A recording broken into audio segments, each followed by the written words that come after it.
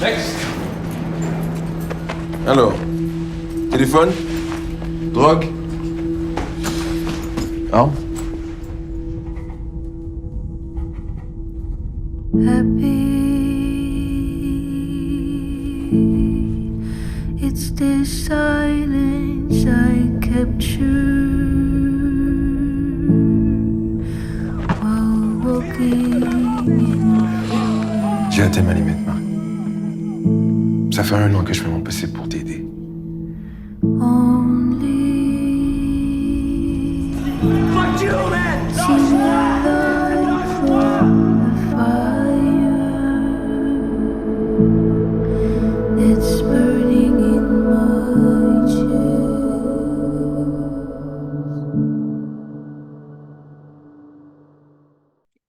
Hi everyone, welcome to this new episode of Carolyn Talks. I am your host, film critic and journalist Carolyn Hines, and this is the podcast / YouTube channel where I speak to film creatives around the world about their work, their industry, and what inspires them. And today I'm very happy to be joined by filmmaker Vincent René-Lortie to talk about his narrative short film, Invincible, which has been nominated for the Best Live Action Short for the 2024 Academy Awards. So I'm actually very happy to be talking to Vincent because we haven't spoken to each other in months. We met each other in Busan last year at the Busan International Short Film Festival. And that was one of the first screenings for international screenings for Invincible. So it's been, and that was in last April. So it was like not quite a year, but it's been a while. So I'm very happy to be talking to him because we had like a great time there. It was him and a bunch of other filmmakers who presented their films at the festival, and it was great to actually get to be around young filmmakers who everyone had very different films. Everyone presented very different films, and yours was one of the standouts for the festivals because Invincible is about this young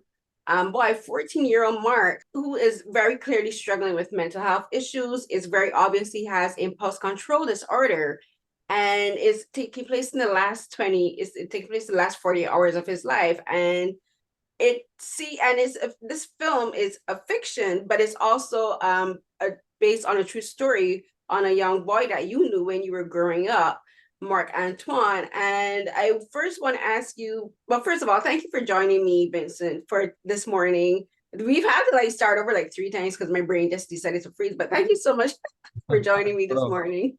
I'm so happy to be here. Thank you, Carolyn. And yes, I was, it was such an amazing experience to be in Busan with all of you, and it was my first time actually going in South Korea, and just the fact that I could go there and travel with my movie was just starting like that was just amazing. And then just everybody, it felt like a very special experience with you and every other filmmaker, going for dinner and meeting each other and discovering this city. It was just amazing.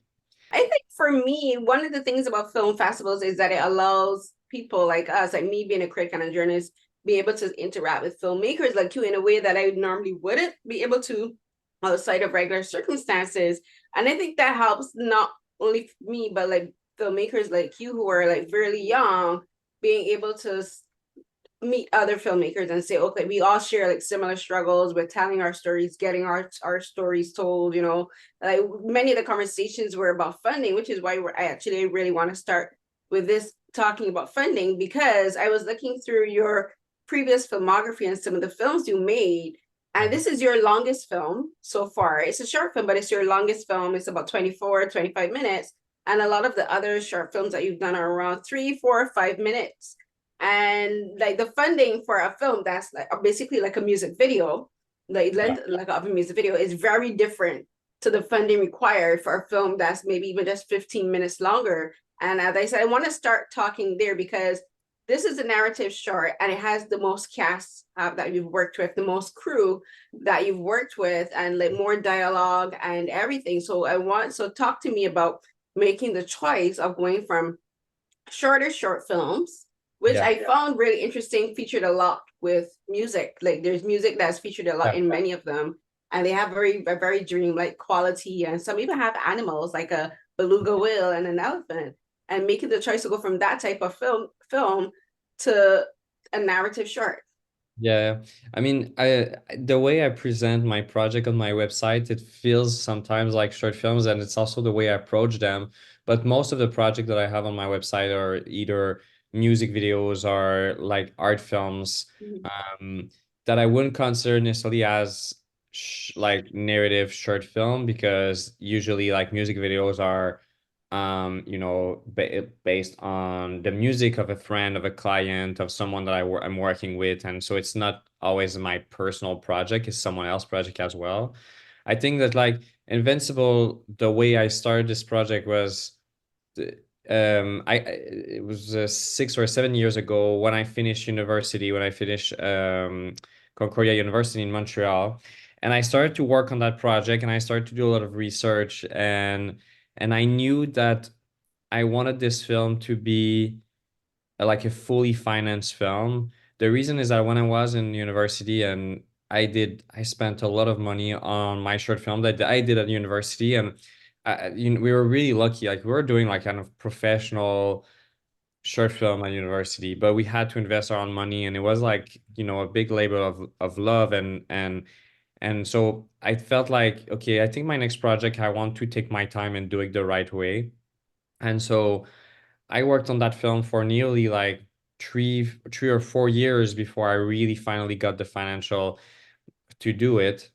But and during that time, I did music videos, and I did art film, and I did tons of project that allowed me to be on a set and to work with actors, and to try like just to discover myself as a film director, because I think that like one of the big mistake that a lot of people do, and you know, I'm still very young, and I think I can still do a lot of mistake, of course, but I feel like a lot of people like do is that they finish university, and then they do a different job, or they do something else, but they are like until they do their short film, which could be like 2, 3, 4 years, 4 years later.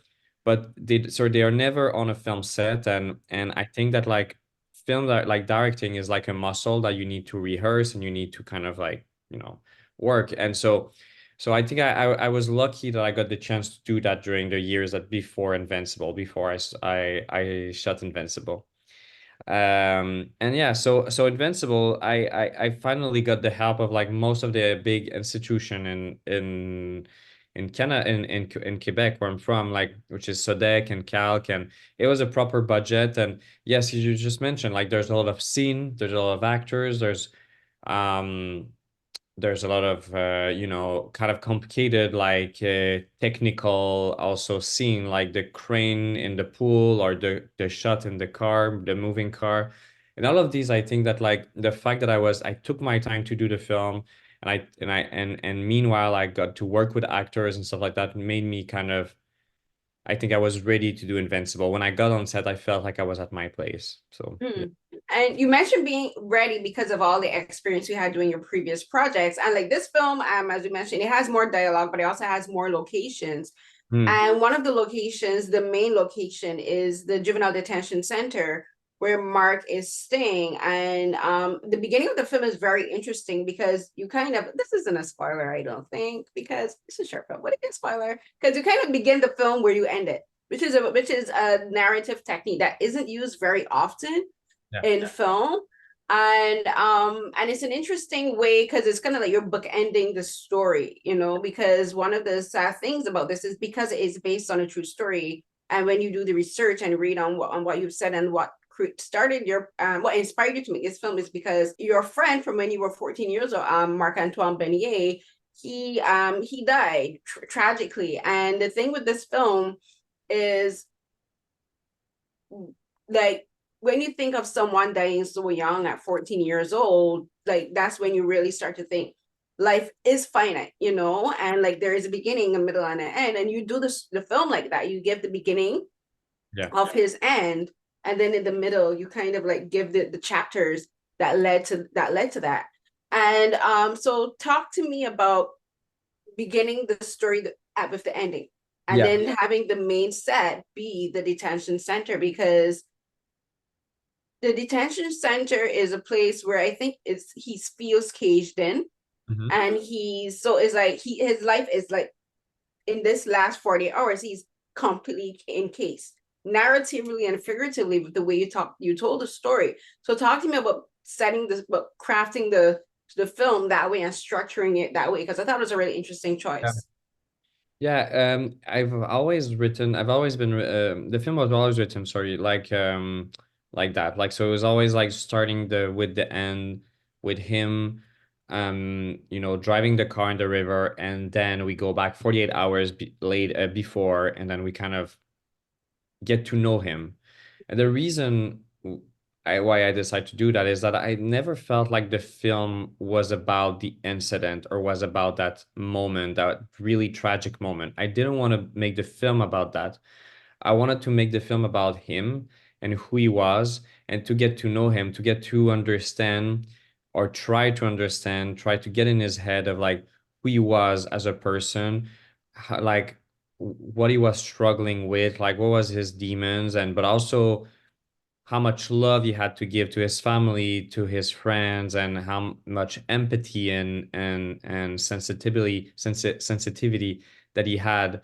And so for me, I felt that was the important part of the film. And there is a very good feature film that did that exercise a few years ago, and it's totally different stories and way of telling the stories, but they do something a little bit similar at the beginning, which is the feature film Fruitvale Station, which is one of my favorite film for many reasons, and one of them is that also they start with the actual police officer killing someone in the subway and the subway station, while the man is on the ground and cannot move, and so they're killing him.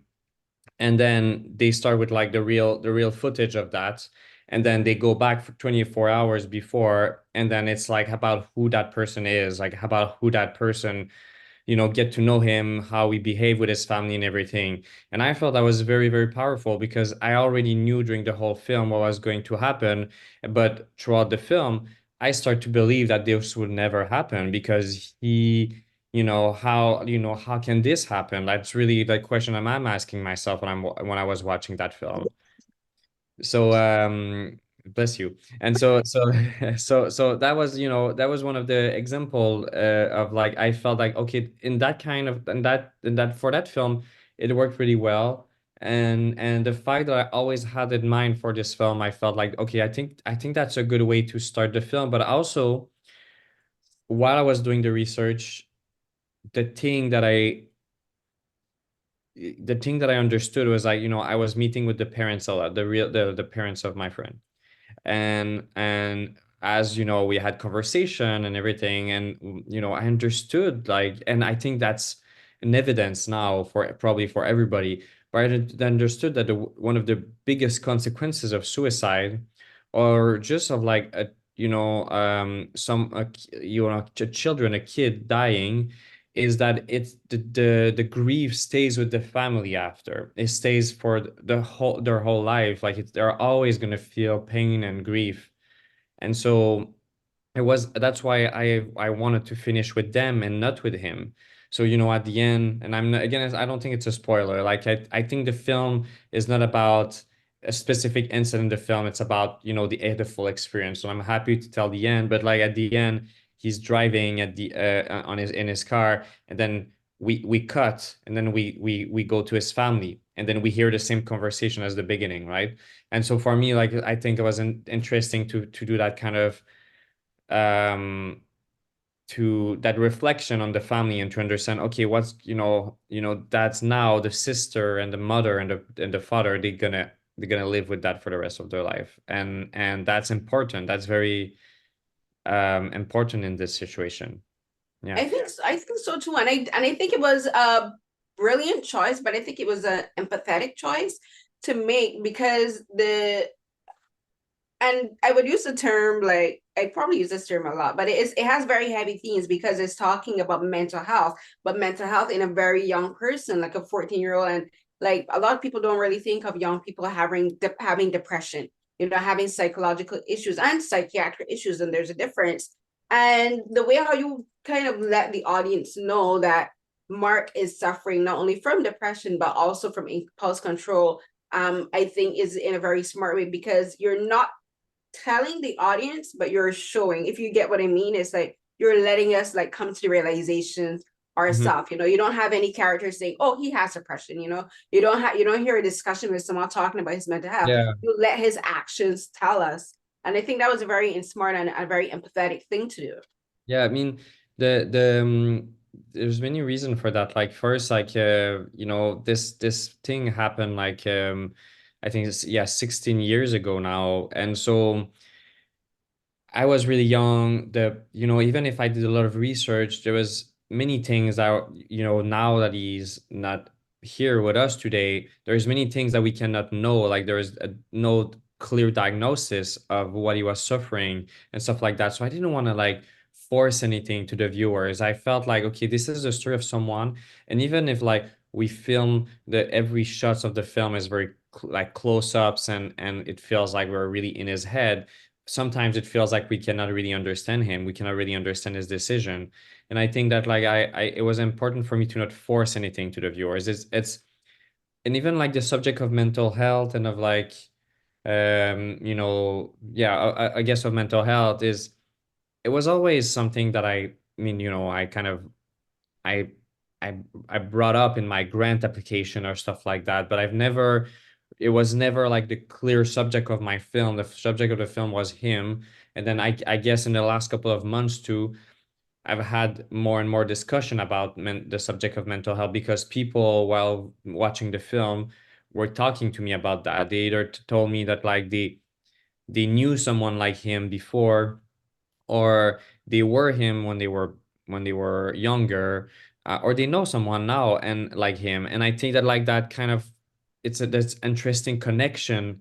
The fact that a lot of people can relate to that story made me realize, okay, this is a more universal story, but it's also a story maybe about mental health, maybe about just a kid who doesn't feel at his place, doesn't feel like he's being listened to, like he feels like he not breathe in this world. And that's a universal feeling.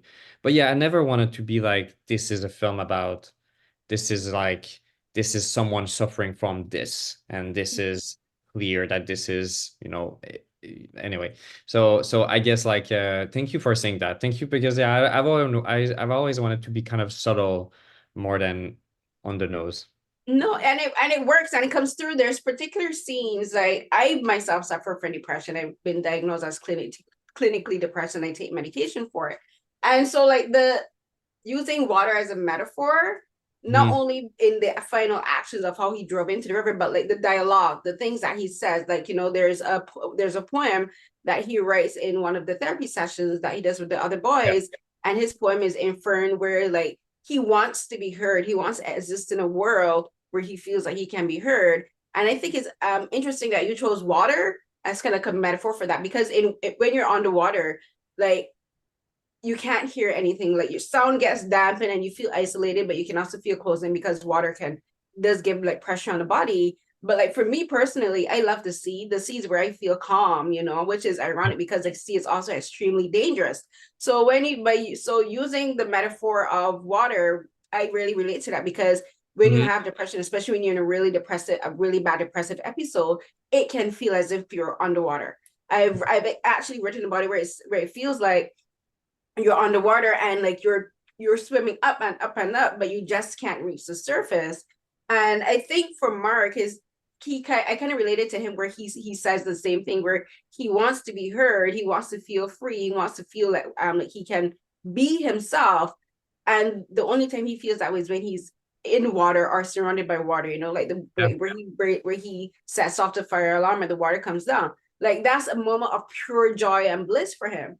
But what comes after is like trouble, because he doesn't think about consequences, No. But I think I want to talk about the use of water as a metaphor and like the place that Mark feels himself and he feels more free from everything that's going on around him. Yeah, for sure.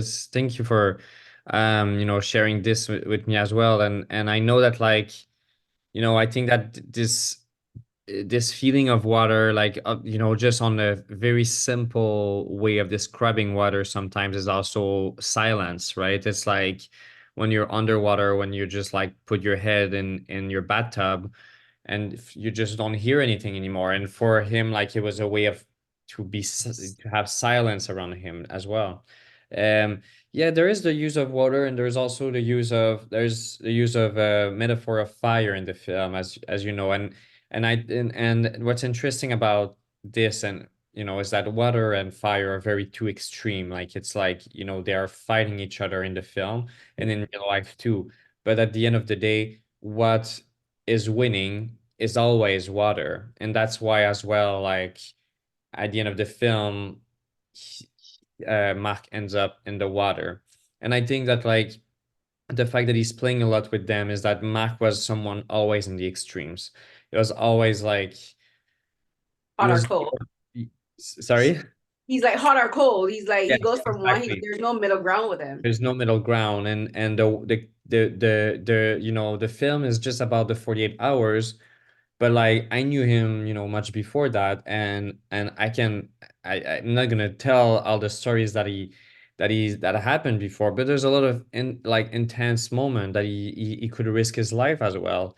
And so for me, it's like knowing that he was always on the edge of doing something extreme felt like, okay, he's always playing with fire, but he's also playing a lot with water.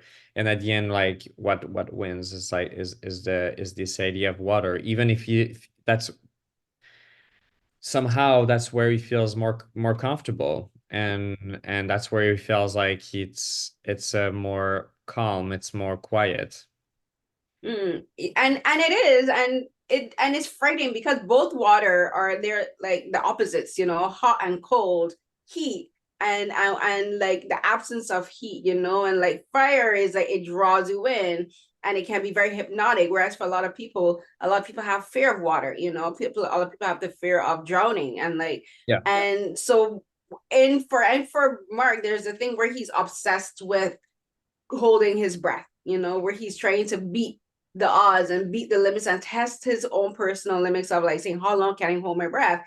And the thing for me, this film, even when I saw him in Busan, like I've never thought that he actually intended to commit suicide No. because for him, water was freedom.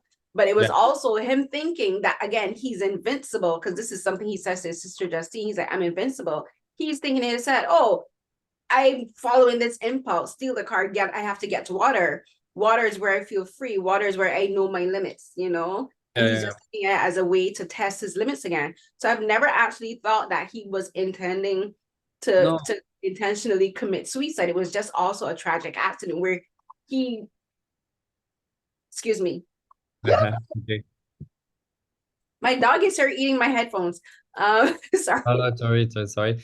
No, you know, I'm happy you say that as well. Like I think that, you know, I think a lot of people that watch the film, they see like either, you know, it's a suicide, or yeah, a little bit like you, like he thought maybe he would survive. For me, it's really the second, like what I just mentioned. Like he probably, in my head, he thought he would drive the car in because that's, you know, was the only way he could drive the car if he didn't want to be, if he wouldn't be arrested. But he thought he would probably survive from that action.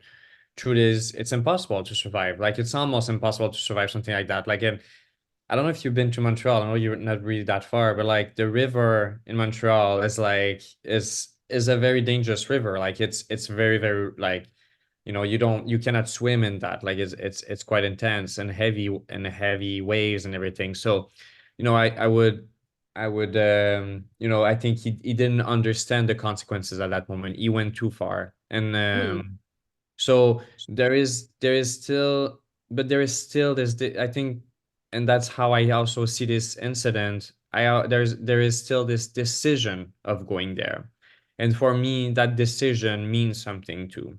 He means mm, that he's ready to take it means that somehow he was ready to take that risk, and so that there's a very fine line of like what how can we describe and how can we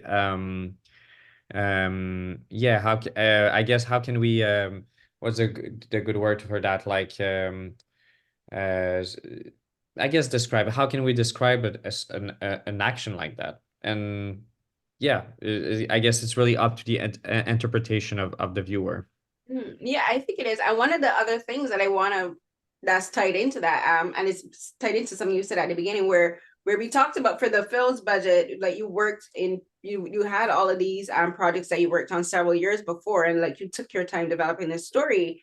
And tied into that is knowing your limits. Again, you had to do it when you knew you were ready, not only financially but also mentally ready to address this story. And like to and it because I was reading your bio on your set, and you said you were trying to answer you were trying to find answers for this incident that happened when you were 14. And like, as you, like, for instance, in your teenagers, in your 20s, in your early 20s, you're not really ready to handle a story like this.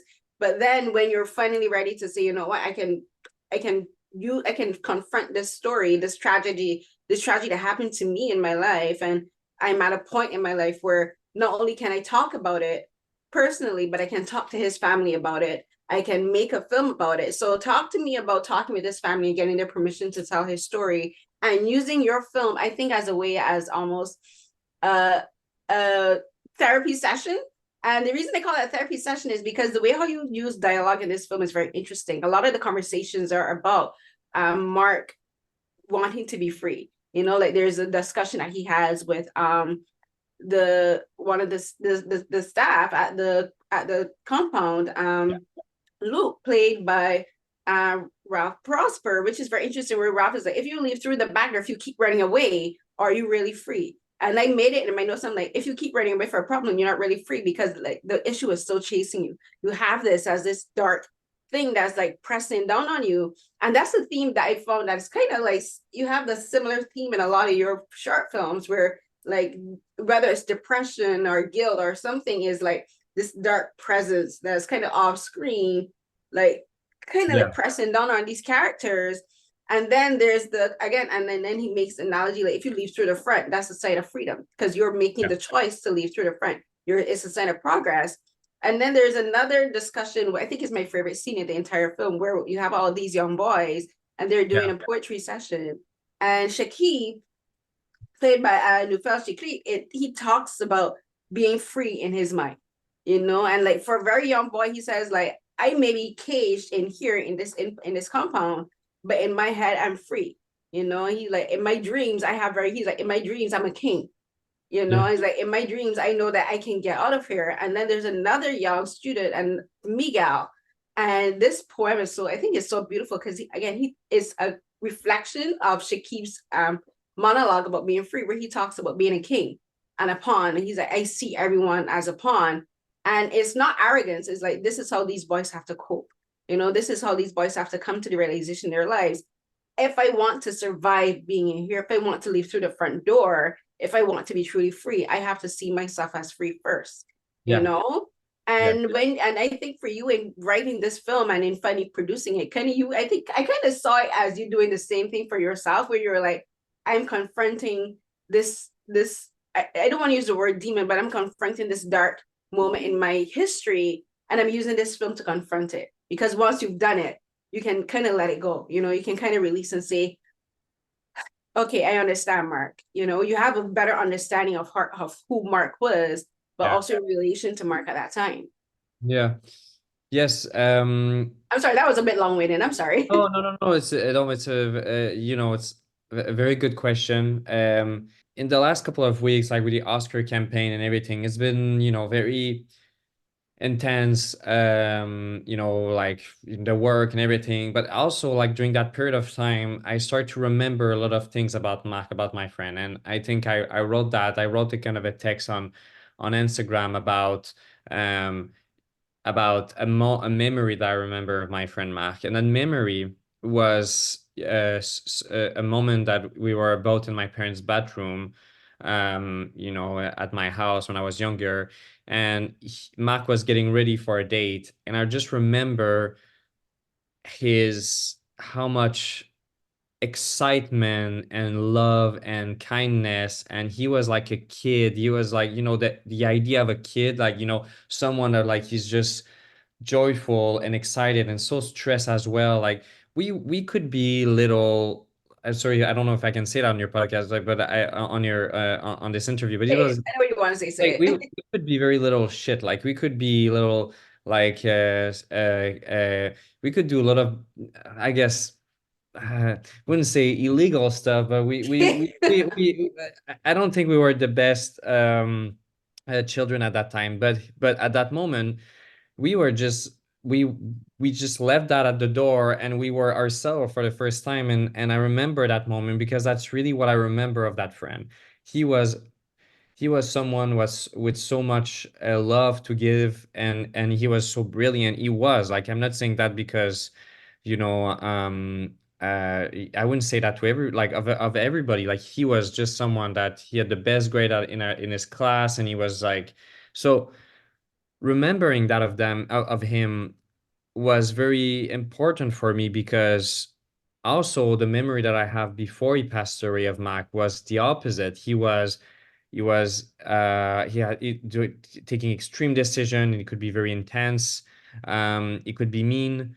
And for me, like, I think this process of making this film was to reconnect with that friend that I remember that bathroom, with that person that I knew had that big empathy, and just to kind of like, yeah, reconnect with him. And also understand why at that time I couldn't understand him, why at that time I felt very, very far away from him, and I couldn't stay with him. I couldn't listen to him as well, I think, in the year prior to his passing.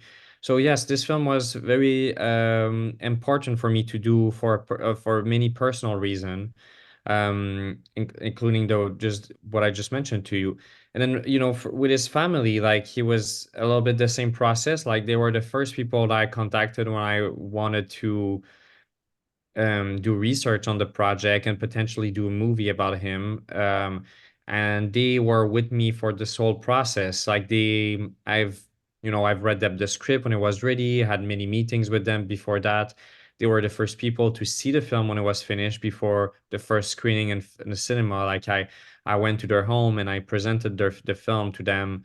And I just wanted to make sure like everything was okay with them with the film, because if the way I portray their children was right, and that they felt comfortable with that, because like it was already so much pain for them during the fact that they lost a child. Like I didn't want to bring more pain. I didn't want to. I think that, when this moment happened, when this incident happened, like the um, the press was really um the person was really kind of intense with them, and they didn't leave them alone. And so stuff like that, like I wanted to be really careful in the process of making that film with them, and to be not only careful, but I wanted to do that with them in a way. Like, of course, it's my film, and it was important to tell it in my voice, but always with the respect of the parents and the sister and the friends as well.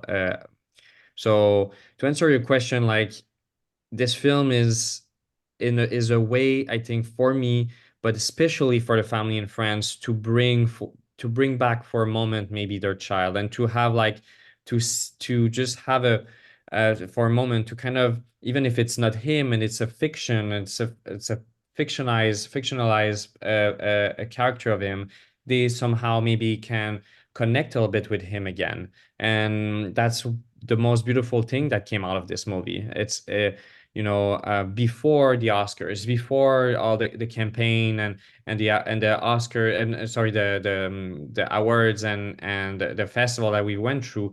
The thing that is the most important is really the most important is really that connection that I and as it is really that um yeah, it's really kind of the fact that we did this film, and I did this film for a community and for them to feel, uh, and the fact that now they feel better, and now they feel, I wouldn't say that they feel better, but the fact that now they can um reconnect with him a little bit is the most beautiful gift, I think, that I had for making this film. No, and I think that's the most important thing for me as well. In knowing that in making the film that you took so much time with them and that they were a part of the process along with you. And I think one of the most important things about that is because it was a child, you know, this isn't a story about an adult where it happened to an adult, where like, for instance, like the family would have had 20, 30 years with them. This is a child whose life was cut very short at 14 years old. You know, this is where he's now discovering himself as a teenager, you know, like he's and it's a point. It's at 14 years is a very it's your first year as a teenager, you know, like where for us, like when you're a teenager, you think, oh, I'm grown now, but you're not really. But it's a point where like parents are really now starting to get to know their child and like who their child could be. And for that to end the way it did is tragic. So I love that you and them took the time to really reconnect and to get to know each other in the process, but also seeing it as a way to remember the good times. Whereas for, you know, sometimes when, like speaking for myself, like when you're in a depressive state, it's very hard to remember how to laugh. You know, it's very hard to remember how to enjoy things. And in losing someone like that, for the years after, it can be hard to remember the better times. And then for a film like this, for you, as you said just now, it helped you to remember, oh wait, I remember like this time when we were like, we may have been misbehaving, but it was a happy time, you know, like it was just a regular moment in a bathroom. And you can look back on that and say, you know what? Everything wasn't tense. Everything wasn't compulsive behavior. Everything wasn't like bad. Like there were good moments. So I think that's important for you and for them. Yeah. And I think one of the most important things, and I want to like one of the last things I want us to talk about is the casting choices, because again, for me, I'm the kind of person where I say everything in a film has to come together perfectly to really make it work. And for this film in particular, because it is focused so heavily on Mark, you know, where he's in almost every scene. And so it has to work with the actor. So talk to me about finding Léokim and casting him to play Mark. What was it about him as a young person, but also as a performer that said, you know what, this is my Mark? And this is the person that I can see opposite the Nofel who would play Shakib or Raf who would play Luke, you know, because he has to work with all of these different types of personalities on screen. Yeah. Yeah, no, it was many months of casting and trying to find a good actor. Like it's tricky because it was my first, you know, narrative short film, and so I wanted, I think, to everything to be perfect. And the fact that it's also on a personal story, I think that like it was tricky. Like I you know, I wouldn't say that I wanted someone that looked exactly like him. Like it wasn't that. It was just like there still need to have some type of his energy, like something that is like someone that could understand him a little bit. So we met a lot of people, and but I think that like when Léokim got into the audition room, he was so close to his emotion, and he could, yeah, he could just have a conversation with us in a way that like I felt, mm, you know, an adult could have a conversation. He felt like he understood also Mark, the, you know, the real Mark in many ways. Like I think there was some connection with him, that like the way he was expressing his emotion and the way he was just like walking and stuff like that. It was like it was very very, I would say that like the biggest thing is that, yeah, again, it was just very very close to his emotion. So for me it was like I knew right away that it was going to be him. And the only thing that made me doubt was really like on a physical level, because he had very long hair at that time. um and so when we decided to cast him, you know, not like even with his long hair, I shaved him myself, like during a, you know, we rehearsed together during almost 2 months before the shoot. And during one of this rehearsal, I shaved his head. And then when I shaved his head, I was just like blown, you know, I was blown away, because he looked like him as well. There was like some physical resemblance. And I was kind of, yeah, I was very struck. And I and during the 2 months, we saw each other every weeks, and we rehearsed, we talked about the scene, we rewrote the script together. But one of the things we did as well was talking about emotion a lot. Like we talked about just like, you know, how did he perceive sadness and love and pain and anger, and all of like how could he describe this emotion. And the fact that we could have this conversation made it so much easier when we got on set to talk about that, because I could speak the same language as him. And so my job on set was really to let him play, and you know, let him do his thing. I gave him the space and time to do what he needed to do. And then on my side, I just like, yeah, I don't know. I talked to the team, and I made sure he had a comfortable space to just play that, because he's carrying the film on his shoulder for 30 minutes. And that's very, very impressive for someone of his age. Like, it was the first time he was playing. He was a non-actor before. So And the performance he gives is so impressive with that, because he runs through literally, I think, almost every emotion possible. Like, you know, sadness, extreme anger, frustration, isolation, love. Like, we get to see him being loving with his family, especially his little sister. We get to see that yeah, when he's well, like their relationship is like perfect, you know, like they have a good relationship. Like the mom calls and leaves a message and says there's food for yeah, you in the fridge, you know. It shows that whenever he comes back, he's always welcome. And even when he's inside the detention center, he has to put on this false bravado when he's around these boys. But then also when he's talking, his conversations with Luke again are really interesting, where it shows that he could be stubborn, but when he listens, he really pays attention. And yeah, I think where Léokim's, I think his maturity as a performer really shines through. There's a scene where he's in his room and he switches a switch like almost instantaneously, where as soon as he gets through the door, you can tell he's agitated. He yeah, becomes all is he's acts like someone who's claustrophobic, where he's like, I can't breathe. He's like, I'm hot. I'm sweating. The fan isn't working. Everything is like a trigger for him. yeah, And then there's that scene, and then like again in the same room a little bit later, after the conversation with Luke, where he talks about being free and like what freedom is, there's a bee, you know, and this bee comes in, and this bee's on one side of the wire mesh of the window, and he's on the enclosed side, the imprisoned side with Mark. And Mark yeah, just looks at this bee and he's like, okay, like there's a pathway for you to get out. You know, like the way you came through, again, the metaphor for the door, the way you came through is the way you can get back out, and I'm going to help you get through there. And that scene again is where Léokim's, I think his ability to have really small emotions come through. Like it's a very quiet scene, it's a very short scene, but yeah. it shows where Mark is like has the potential to be very gentle, you know, where he's very subtle and very calm. So I wanted to talk a bit about that scene, those two scenes in particular, because they're like opposites again, like light and dark and hot and cold, where it's like he's all of these emotions and then he's very quiet. And so Yeah. I want you to talk a bit, just so we'll wrap it here. So I want you to talk end off there, because I think those two scenes in particular kind of encapsulates the entire film, you know, about this is who Mark was, this is what this film is about, like So these two opposites. the two scenes that you're talking about is just to make sure. So the one that when he enters his bedroom Where and he enters, when he's first brought back in, as soon like because he's had basically a taste of freedom with his yeah, family, you know, and then he's brought back and like he's in this room and like he immediately like the switch flips, you know, where he immediately becomes very agitated. He's very angry. yeah, He can tell he wants back out. As soon as he's in, he wants back out, and like he sets off the fire alarm, and yeah, then it's just like that's a really intense scene.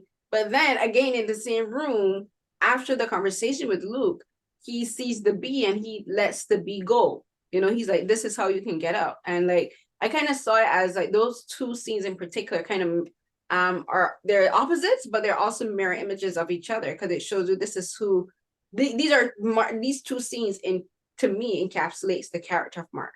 You know, yeah, this is who he is. He's the hot and cold, he's the light and the dark, but he's also hard and gentle.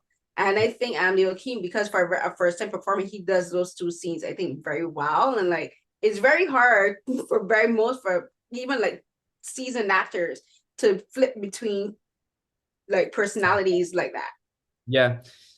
I mean, you honestly, the way you described it is exactly, I would say, my intention behind these two scenes was to really kind of like show a different, like a roller coaster of emotion that you could go and between, like the bedroom scene, for instance, was like, it wasn't only the bedroom scene, right? There's only all the scenes that came before that when he enters the juvenile center, and so every times we feel that he's kind of like, there's less and less air, like visually, sound wise, and everything. There's like so many details that make it like as soon as he got into his bedroom, he closed the door.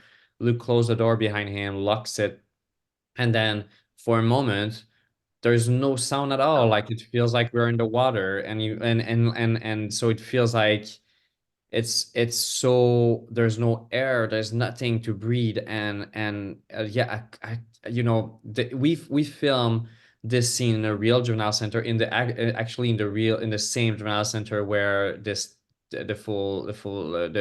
real incident happened. And that was a real bedroom, and so you can imagine how much small it was. The camera operator, the boom operator were in the room with him. I wasn't, and it was a long sequence shot when he's walking and blah blah. And so it's like very, like everybody were feeling claustrophobic, like they were walking on each other's foot. And so that scene felt like it was almost a bit real, like the emotion were almost a bit real. I would say yeah, it's all, but again, it's these two scenes were, they were meant to exactly to show his emotion, how much his emotion could vary and go from beautiful empathy and extreme empathy to extreme anger, and not, I know, not necessarily anger, but um just like uh, tiredness And and he's frustrated. frustrated. Yeah, yeah, yeah, but Yeah, I love those two scenes. And because to me, I saw, especially the scene with the bee, I was like, this is who he could be once he gets swapped. Once he makes the yeah. progress, this is who he could be, the quiet, gentle Mark. And I think Luke Kim did a fantastic job with the performance, and everyone that you cast, because even the actors that you played to get the other young boys, like who played Miguel and Shakib, and like their monologues themselves are very important, because they do tell not only to Mark's mindset, but to a lot of struggles that young people have. It says that young people think about these things too. Young people have these struggles. And I think for your film, Invincible doesn't only describe Mark, it describes the mindset that all of these young boys have, that they think they're invincible and that they can survive anything. And so I think the film is basically about reminding everyone to pay attention to the young people in our lives, to like talk to them, listen to them.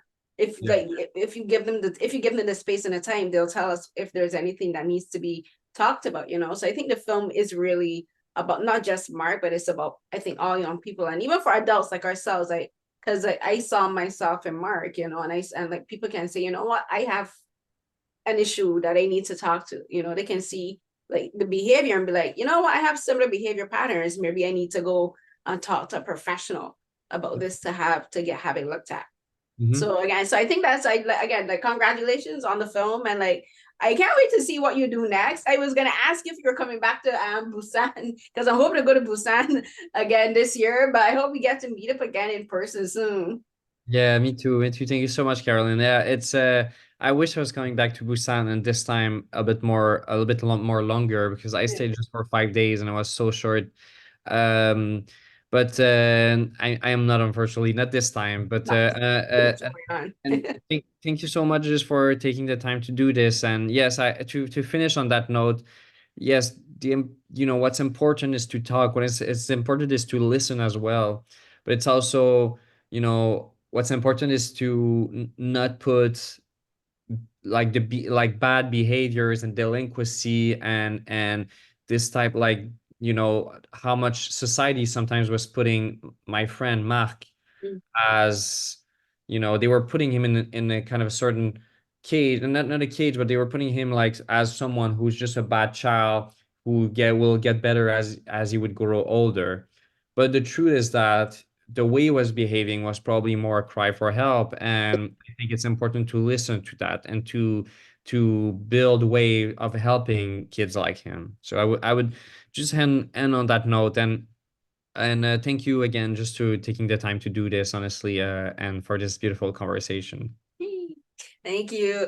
I appreciate you taking the time. I know we went over a bit. I know we went a bit over time, so I appreciate that. And I know you're super busy and you have all the snow there in Montreal. We have none here in Toronto. Again, congratulations. Thank you. Thank you, Carolyn. All right. Thanks. Bye. Bye-bye.